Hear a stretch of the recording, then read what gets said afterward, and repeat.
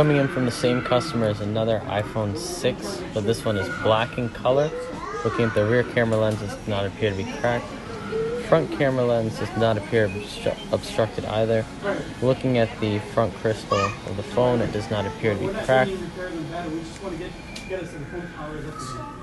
Touch ID is untestable, it may not be set up.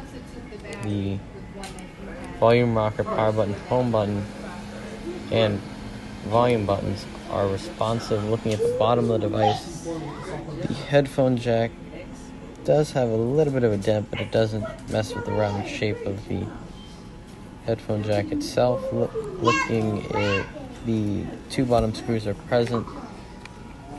The charging port is snug, and it is taking an incoming charge current of 0.9 to 1.1 amps. It is approximately at